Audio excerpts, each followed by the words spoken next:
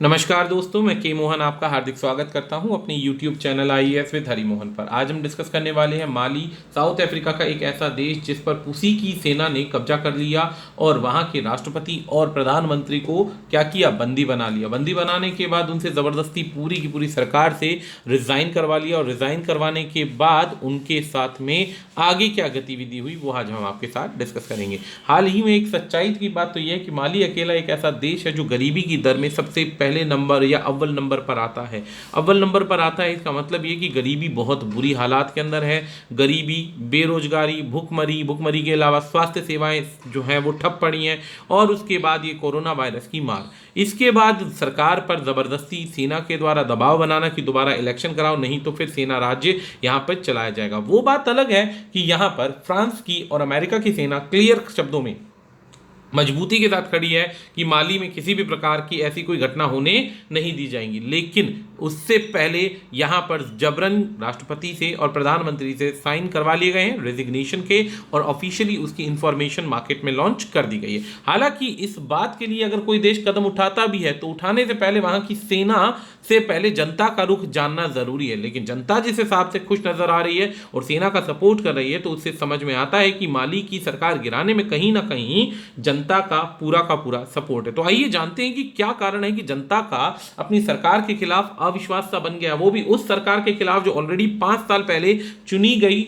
और पूरी जनता ने उसका साथ दिया। और दोबारा जब चुनी गई 2013 के बाद में 2018 के अंदर इलेक्शन हुए तो ऐसा क्या घटना घटित हुई कि वहां की जनता इतना ज्यादा नाराज हो गई अपने देश के राष्ट्रपति और प्रधानमंत्री से कि उनको मारने तक के लिए कोशिश की गई। ऐसा नहीं है कि इन दोनों को बंदी बनाया गया, इन दोनों के अलावा लगभग जितने भी लोग थे, जितने भी बड़े बड़े सरकारी दफ्तर के अफसर थे, उनको बंदी बना लिया गया। सरकारी मंजिलों में आग लगा दी गई, पूरी रोड पर गलियों में कूचों में आर्मी बंदूकें लेके घूमती नजर आई। तो इससे यह पता चलता है कि कहीं ना कहीं ये तख्ता पलट की कोशिश है। अब तख्ता पलट की कोशिश के बाद क्या होता है कि सेना का कोई व्यक्ति, वरिष्ठ अधिकारी यहां पर बैठता है, लेकिन अभी इससे संबंधित कोई जानकारी आई ही नहीं कि कोई वरिष्ठ अधिकारी बैठेगा या नहीं बैठेगा। तो यदि वीडियो को अंत तक देखना है तो समझने की कोशिश कीजिएगा इस प्रयास को कि हम क्या आपको इस माली के बारे में बताना चाहते हैं और इसकी इनर डिटेल भी बताएंगे कि क्या असली में रीजन है। तरीके से परचेज कोर्सेज के द्वारा कर सकते हैं। और यदि आपने अभी तक हमारा ऐप डाउनलोड नहीं किया तो ऐप डाउनलोड कीजिए। बहुत सारे नोट्स, डेटा आप यहां से फ्री में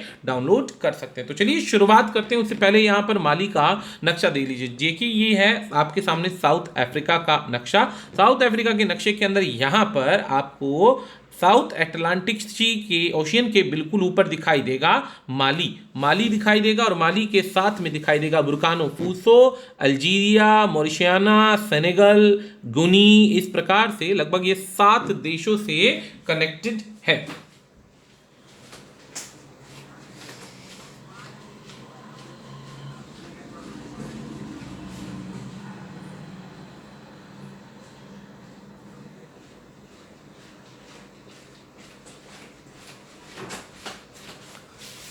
7 देशों के साथ ये अपना बॉर्डर शेयर करता है। बॉर्डर शेयर करता है तो इसका मतलब जहां से आप जैसे कि ये देख सकते हैं, ये पूरा का पूरा ये माली है।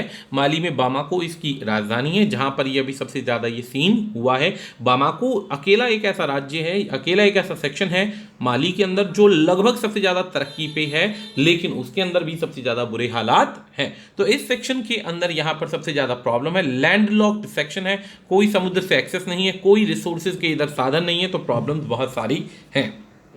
अब अगर बात करें कि पहली बार ऐसी कोई हिंसा हुई है तो ये कहना गलत होगा। हिंसा का चरण जो था 2012 से शुरू हो चुका था। 2012 के अंदर जब अलग अलग राजनीतिक एथनिक ग्रुप्स के बीच में लड़ाई होती है, लड़ाई होने के बाद अदरवाइज जो अलग अलग जिहादी ग्रुप हैं वो यहाँ पर जनता पर अटैक करते हैं, सेना पर अटैक करते हैं और सेना पर अटैक करने के बाद यहाँ की जनता को, सेना को मारना शुरू कर देते हैं। जब इनकी मदद के लिए फ्रांस की मिलिट्री जो होती है और अलग अलग देशों की जो मिलिट्री है यहाँ पे इंटरवेन करती है और इनको बचाने की कोशिश करती है। तो यहाँ पर लंबे अरसे से प्रॉब्लम चल रही थी। किसी जमाने के अंदर ये सबसे रईस देश हुआ करता था माली, जबकि अब यहां पर सबसे गरीब देशों के अंदर इसकी गिनती होती है। जब यहां पे अमीरी की बात करते हैं तो यहां पे सबसे ज्यादा सोना यानी गोल्ड निकलता था, और गोल्ड के अलावा यहां पे कॉटन का बहुत जबरदस्त काम था, लेकिन काफी लंबे समय से दोहन करने के बाद अब वो भी समस्याएं, वो भी चीजें समाप्त होती नजर आ रही हैं। अब यहां पर जो मेन रीजन है वो है हिंसा का, गरीबी का, और बार बार जनता का प्रोटेस्ट करना, क्योंकि टेंशन बहुत ज्यादा लंबे समय से बढ़ती जा रही हैं और आए दिन जनता की जो उम्मीदें हैं सरकार से, उस पर सरकार खड़ी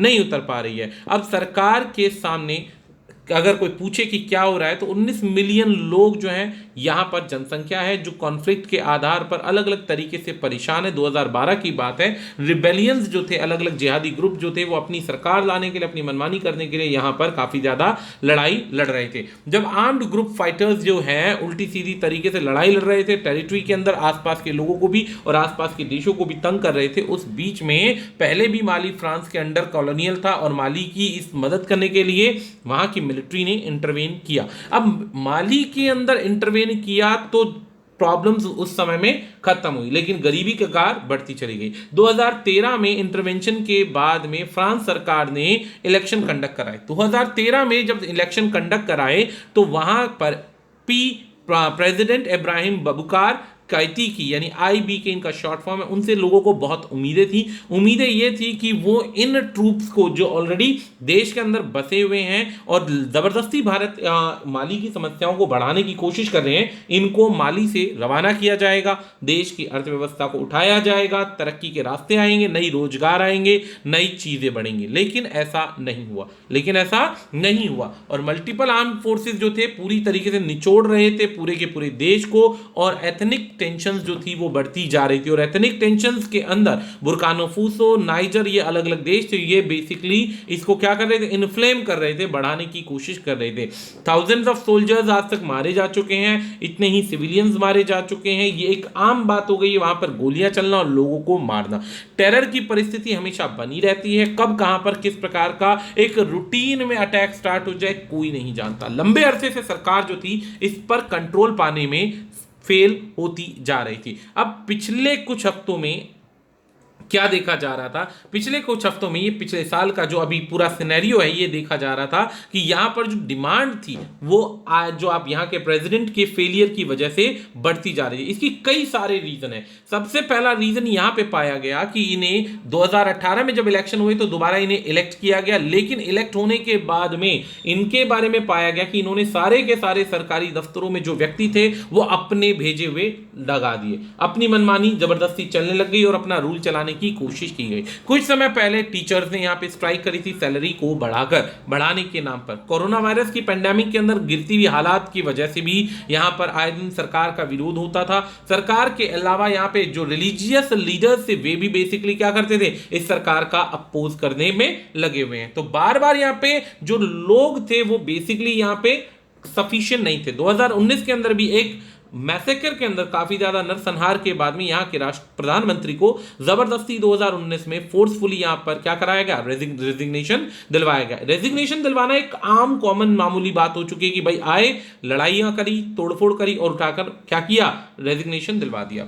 अब इसके अंदर भी 5 जून की बात है, यहां पर रोड पर फिर से इतने ही लोग निकले, अपना गुस्सा दिखाया वायलेंस की वजह से, क्योंकि यहां पर जो इकोनॉमी है वो फेल होती जा रही है, करप्शन बढ़ता जा रहा है, जिसके हाथ में सत्ता है वो सिर्फ सिर्फ पैसा खाने पे लगी हुई है। अब आ जाती है बात की इलेक्शन की बात करते हैं तो कोरोना वायरस की परिस्थिति में देश के हालात वैसे ही इनके बर्बाद हैं, गरीबी से बुरे हाल हैं, वर्ल्ड के सिनेरियो में पुअरेस्ट कंट्री है। 2005 लोग जो हैं रजिस्टर हो चुके हैं कोरोना वायरस से, 112 लोगों की डेथ हो चुकी है, 1354 लोग रिकवर हो चुके हैं। बीमारी बहुत ज्यादा है, दवाई का कोई रास्ता नजर नहीं आ रहा। इस बीच में इनके यहां पर बार बार इन पर आरोप लग रहा है कि 2018 में जो इलेक्शन जीते हैं इन्होंने क्या किया है, वोट्स को खरीदा है पैसे देकर और अपोजिशन के लीडर्स को किडनैप करके ताकत के दम पर इन्होंने अपनी सरकार कायम करी है। अदरवाइज इनमें वो ताकत नहीं है। सरकार कहती है, यहां के लोग कहते हैं अगर इनमें इतनी ताकत है तो इलेक्शन दोबारा कंडक्ट हो और दोबारा से ये बेसिकली इसको काम करें, दोबारा से इलेक्शन में आए और देखें कि कितनी इनमें क्षमता है, कितनी क्षमता नहीं है। लंबे समय से ये डिमांड चलती आ रही थी लेकिन इसको टरकाया जा रहा था। तो पॉलिटिक्स जो थी इनस्टेबल थी, यहां की जनता उस पर भरोसा नहीं कर रही थी और दूसरी भूख और गरीबी की मार से यहां पर प्रतिदिन $1 कमाने वाली जनसंख्या की बात करें तो यहां पर 55% लोग हैं जो $1 से कम या $1 तक की सैलरी कमाते हैं प्रतिदिन। यहां पर 10% लोग ऐसे हैं जो $2 तक पहुंच पाते हैं। यानी कि यहां पर इंस्टेबिलिटी इकोनॉमी की बहुत ज्यादा है, गरीबी बहुत ज्यादा है।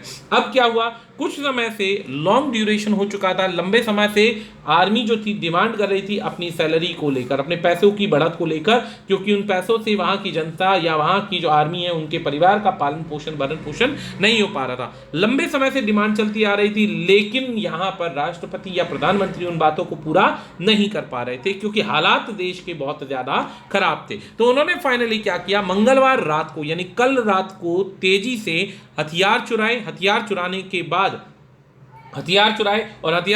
के बाद बामको नाम के शहर में, यानी कि जहां पर आपके प्रेसिडेंट रहते थे, वहां पर गए और प्रेसिडेंट को जा करके आसपास के सरकारी दफ्तरों में आग लगाई। सभी सरकारी एम्प्लॉयज को अरेस्ट कर लिया, अगवा कर लिया और प्राइम मिनिस्टर और राष्ट्रपति को भी यहां पर क्या कर दिया, अगवा कर दिया। अगवा करने के बाद उनसे जबरन क्या किया, रेजिग्नेशन दिलाया। उन्होंने क्लियर अपने वर्डिंग्स के अंदर कहा कि 7 साल मैंने पूरी ताकत और ईमानदारी से देश में काम किया, लेकिन मैं नहीं चाहता कि किसी भी परिस्थिति में आम जनता का खून माली की सड़कों पर बहे, इसीलिए मैं खुद अपनी मर्जी से यहां पर क्या दे रहा हूं, रेजिग्नेशन दे रहा हूं। रेजिग्नेशन देने के बाद यहां पर लोग काफी खुश नजर आए। यहां पर काफी तेजी से रिबेलियन से प्रोटेस्ट को अंजाम देने के बाद में आराम से रोडों पर घूमते हुए नजर आए। ये करप्शन और वायलेंस की वजह से यहां पर इस्लाम के जो इंसर्जेंट्स हैं उन्होंने बढ़कर यहां पे प्रॉब्लम्स क्रिएट करी जो 8 साल से चलती आ रही थी, जिसके बीच में इस प्रॉब्लम को सुलझाने के लिए पहली बार देश में एक से ज्यादा प्रधानमंत्री माली के अंदर रखे गए ताकि मुसीबतों को निपटाया जा सके, जिसके बाद इस पर कोई रास्ता